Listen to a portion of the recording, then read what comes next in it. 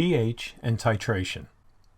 We'll start with what pH is and its scale, then go into pOH, not heard as much as pH, and then we'll discuss the experimental acid-base titration process. The pH scale. Conductivity experiments, like this one here, with a beaker of water and a battery and a light bulb, are used to determine if a substance is an electrolyte. An electrolyte has ions, which conduct electricity when dissolved in water.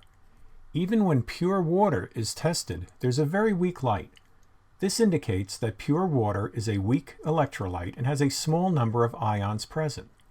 Two water molecules can react to form a hydronium ion and a hydroxide ion. A strong electrolyte solution conducts electricity because there are many ions present. Autoionization. That's when two water molecules react to form a hydroxide and a hydronium ion. A lone pair of electrons on one oxygen atom, over here, forms a bond with a proton of another water molecule. A positively charged hydronium ion and a negatively charged hydroxide ion are formed. Here's what they look like.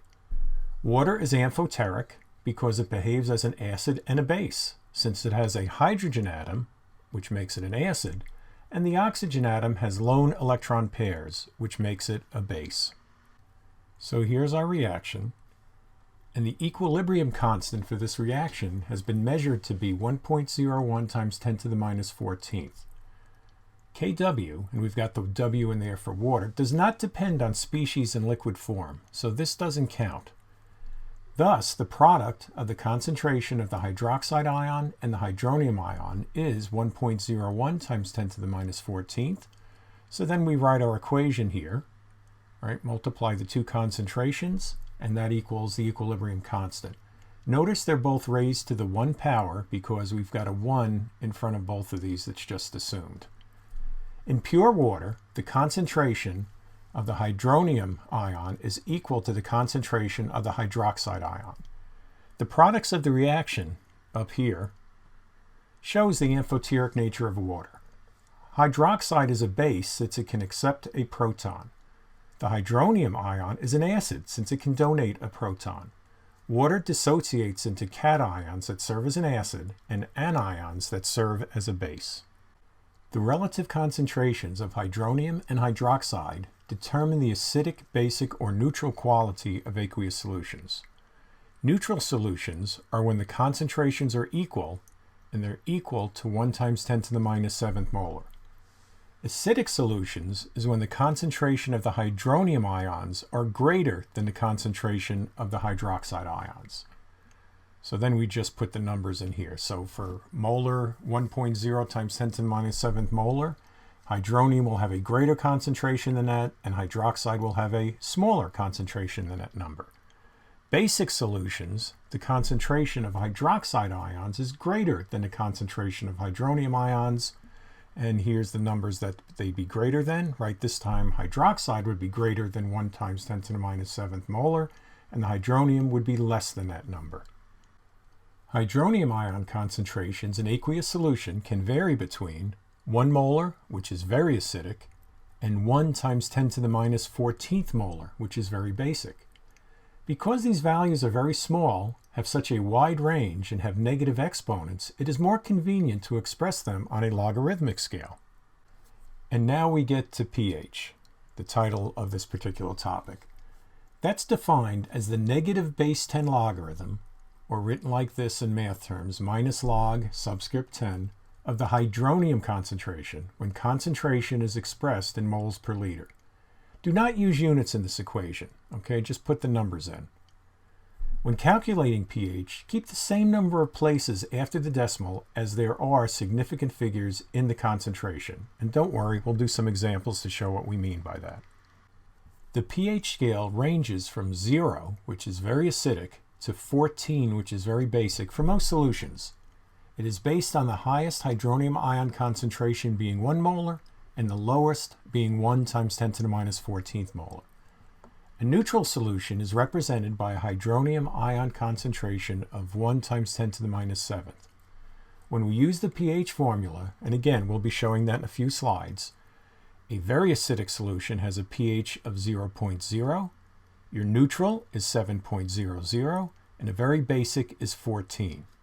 It is possible to have pH values outside this range. Highly concentrated hydrochloric acid has a pH of -1, and a sodium hydroxide solution can have a pH of 15.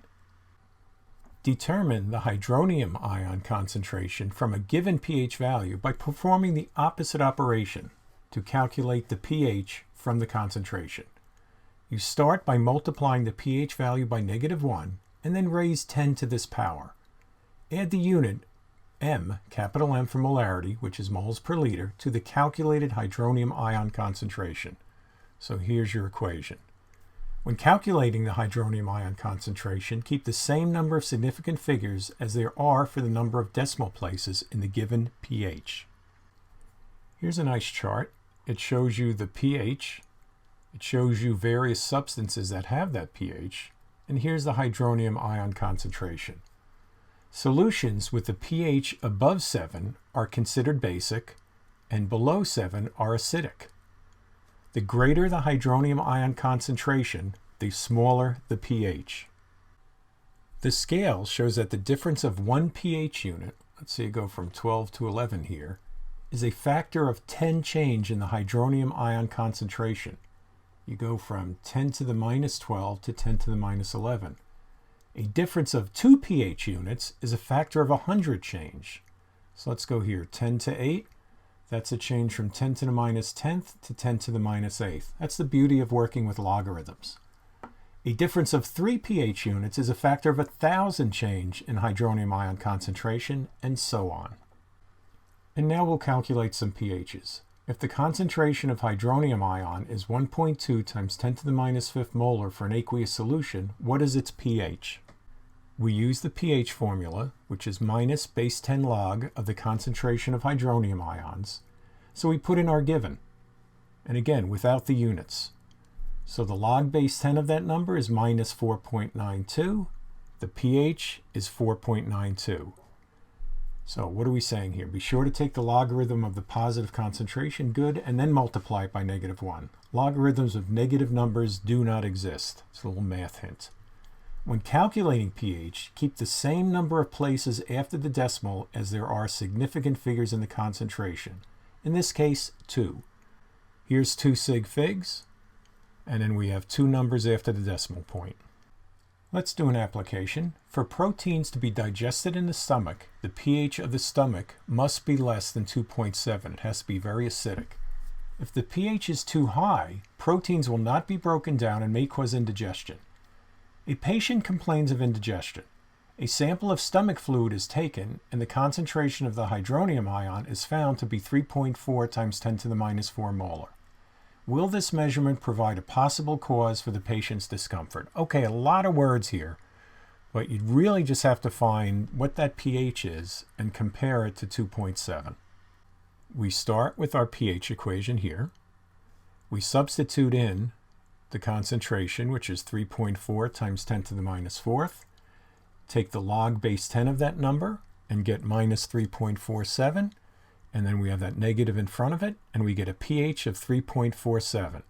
And note, we have 2 digits here, and we had 2 significant figures in the concentration. Now, here's the answer to the question.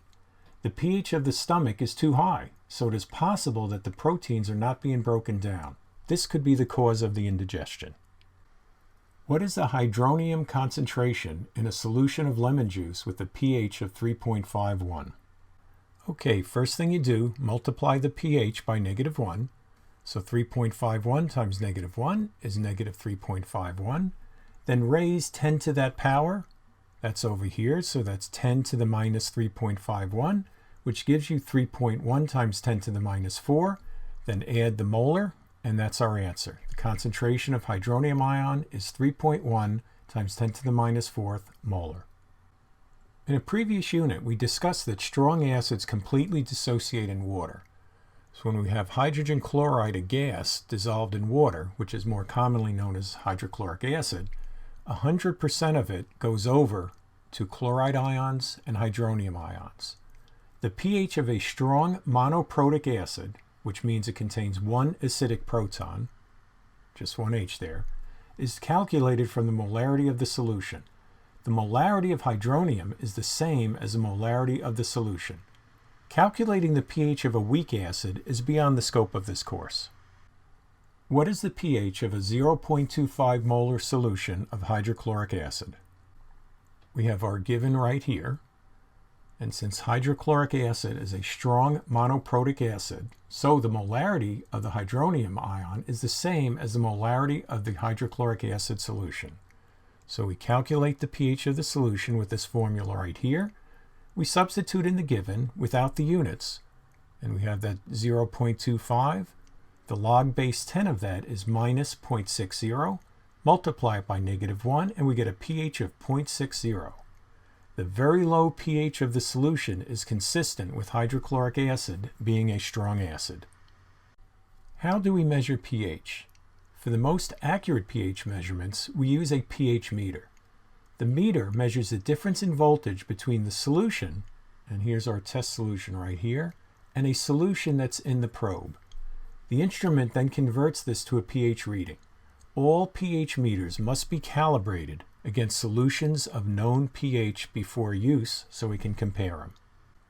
For less accurate measurements, litmus paper can be used. Red paper turns blue above a pH of about 8. Blue paper will turn red below a pH of 5. These papers are usually a combination of different organic dyes that change color over different pH regions, and that's what you have right here. So here's kind of a summary chart of the pH ranges. For acidic, you have a greater concentration of hydronium ions than hydroxide, and for basic, just the opposite. There are excess hydroxide ions in solution. So basically 3 types. You have acidic, neutral, and basic. This table tells you the concentration of hydronium ions. This shows you the concentration of hydroxide ions, and here's their pH values.